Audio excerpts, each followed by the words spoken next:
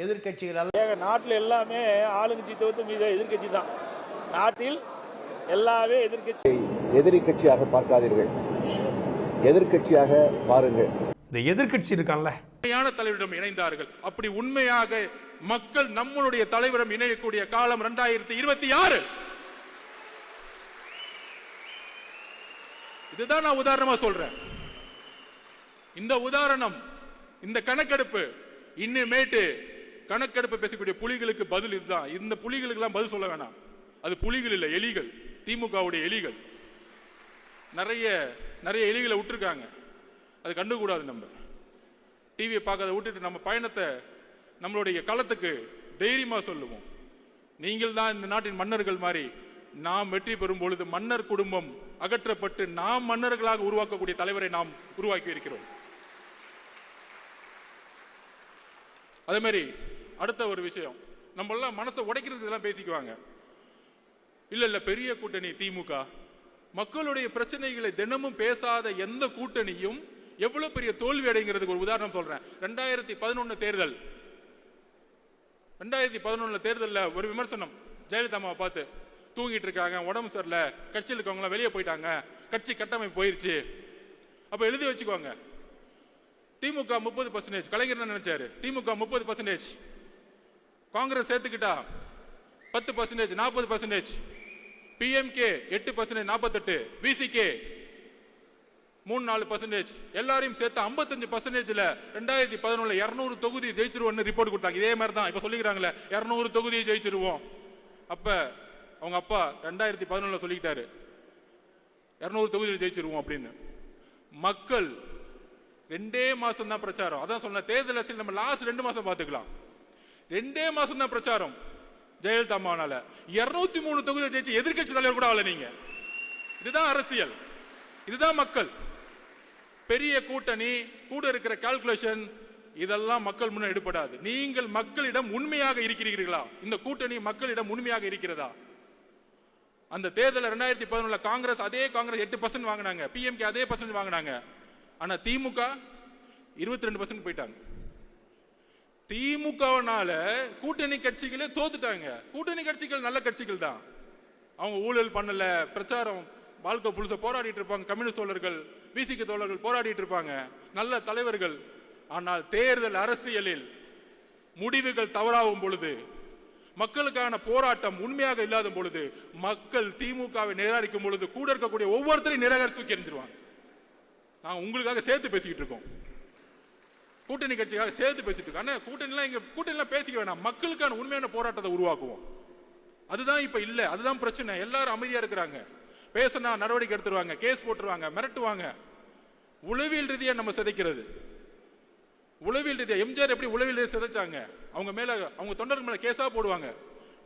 நாம் எதற்கும் தயாராக இருக்க வேண்டும். அடுத்த 12 மாதங்கள் இதுதான் நம்மளுடைய இன்னைக்கு ஒருங்கிணைந்த முடிவாக இருக்க வேண்டும். நம்மளுடைய தலைவர்களுக்காக மட்டுமில்ல, நம்மளுடைய மக்களுக்காக. இந்த மண்ணின் மீது உண்மையான நேசமும் பாசமும் தமிழக வெற்றி கழகத்துக்கு மட்டும்தான் இருக்கு. அதற்கான வலிமை இருக்கு.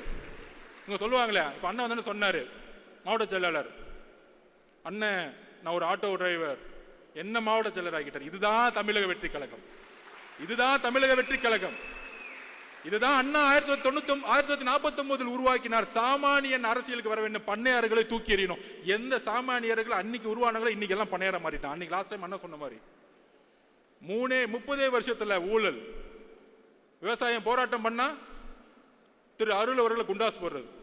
இதே திரு அருள் அவர்கள் திமுக ஆட்சியில போராடினாரு திமுகவோட. ஆனா வந்தவன அந்த அமைச்சர், திருவண்ணாமலை அமைச்சர் குண்டாஸ் போட்டுறது.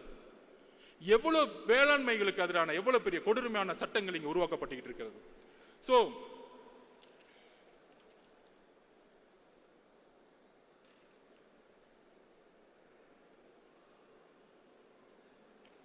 விமர்சனம்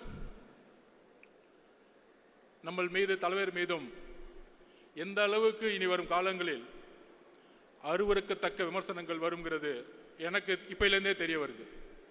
ஆனால் அதற்கு ஒரே பதில், 1980 96 வரைக்கும் திரு ஜெயலலிதா மேடத்தை வந்து உடல் ரீதியாக திமுக மேடைகளில் அவமானப்படுத்துவாங்க. ரொம்ப கீழ்த்தரமான வார்த்தைகள். திமுக பிரச்சாரமே அப்படிதான் இருக்கும், கண்ணாமண்ணான்னு பேசுவாங்க. ஆனா அடுத்த நாள் போய் யார் கூட போட்டோ எடுத்துட்டேன்னு பாருங்க, நம்ம துணை முதலமைச்சர் கூட போய் போட்டோ எடுத்துக்குவாங்க, பேச வைப்பாங்க. ஆனா அவர் அமைதியா இருந்துக்குவார். அந்த மாதிரி அருவருக்கத்தக்க ஒரு விமர்சனங்கள் வரும் பொழுது ஜெயலலிதா மேடம் பதில் சொன்னாங்க, பொறுமையின் மூலம் பதில் சொன்னாங்க. 2014 234 தொகுதி தனியா ஜெயிச்சு காமிச்சாங்க, தனியா நின்று ஜெயிச்சு காமிச்சாங்க. சோ நம்மளுடைய தலைவர் அண்ணா எம்ஜிஆர் அவர்களுக்கு பிறகு ஒரு புதிய தலைமையை தமிழகம் எதிர்நோக்கி காத்து கொண்டிருக்கிறது. நமக்கான அரசியல் சூழ்நிலை உருவாக்கி கொண்டிருக்கிறது. இவங்க செட் பண்ண நெரேட்டிவ், நமக்கு எதிரான பொய் பிரச்சாரங்கள், இவங்க சொல்லக்கூடிய கால்குலேஷன்ஸ், உங்களுக்கு 20% இருக்கும், 30% இருக்கும், இந்த உடவியல் எல்லாம் தூக்கி எறிந்து எப்படி 77 ஒரு மாற்றங்கள் 48% 24% மக்களால் தூக்கி எறியப்பட்டார்களோ அதே போல வரக்கூடிய தேர்தல் 2026 தமிழக வெற்றி கழகம் மிக பெற அளவில் மக்கள் பேராதவுடன் ஆட்சி அமைத்து தலைவர் அவர்கள் முதலமைச்சராகவும் நம்மளுடைய இணைந்து வரக்கூடிய கட்சிகள் ஆட்சி அதிகாரத்தில் சரிசமமான ஒரு புதிய அரசியலை உருவாக்கி அதற்கான பயண திட்டத்தை உருவாக்கி ஒரு புதிய வரலாறு உருவாக போகிறது. அந்த வரலாற்று நிகழ்வில் நாம் தான் இணைந்து உருவாக்க போகிறோம். இங்க இருக்கக்கூடிய ஒவ்வொரு தோழர்களும் தோழிகளும் இணைந்து அந்த வரலாற்றை உருவாக்குவோம். நன்றி, வணக்கம்.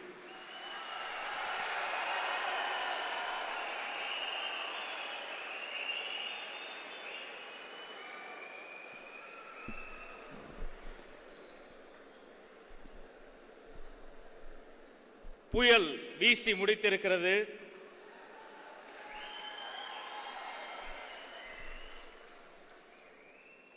அடுத்து தென்றல் தழுவ போகிறது. பொறுப்புமிக்க பொருளாளர், எப்பேற்பட்ட சூறாவளி வீசினாலும் எப்போதும் சிரித்த முகத்தோடே இருக்கக்கூடிய புன்னகை மன்னன் திரு பி வெங்கட்ராமன் அவர்களை அன்போடு பேச அழைக்கிறோம்.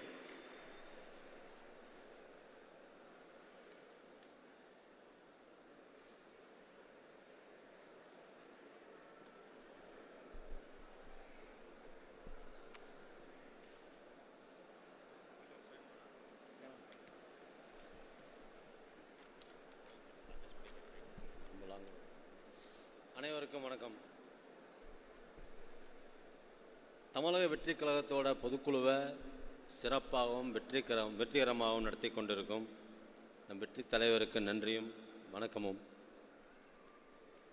மதிப்புக்குரிய நம்ம பொதுச் செயலாளருக்கும் தேர்தல் மேலாண்மை பொதுச் செயலாளர் நண்பர் ஆதவ அர்ஜுனாவுக்கும், துணை பொதுச் செயலாளர் சிடிஆர் நிர்மல்குமாருக்கும், தலைமை நிலைய செயலாளர் ராஜசேகர், கொள்கை பரப்பு செயலாளர் ராஜ்மோகனுக்கும் மற்றும் கழக நிர்வாகிகள் அனைவருக்கும், மாவட்ட நிர்வாகிகளுக்கும், பொதுக்குழு உறுப்பினர் அனைவருக்கும் என்னோட வணக்கம். ஹலோ ஹலோ 1 2 3 மைக் டெஸ்டிங் கேக்குதா? என்னடா மைக் டெஸ்டிங் பண்ணான்னு கேட்குறீங்களா? சும்மா தான். இன்றைக்கி தான் டெஸ்ட்டு பற்றி எல்லோரும் பேசிகிட்டு இருக்காங்கல்ல, அதுக்கு தான் இந்த டெஸ்டிங். நம்மளை நிறைய பேர் அன்டெஸ்டட்னு சொல்கிறாங்க. ஐயா பெரியவங்களா, அரசியல் மேதிகளா, உங்கள் அளவுக்கு எங்கள் அரசியல் தெரியாது. அரசியலில் பழம் தின்னு கொட்டை போட்டு ஜூஸ் குடித்து தண்ணி குடித்து ஏப்பம் மட்டும் அனுபவசாலிங்க எல்லாரும் சொல்கிற மாதிரி நாங்கள் அன்டெஸ்டட் தான், அதில் எந்த சந்தேகமே இல்லை.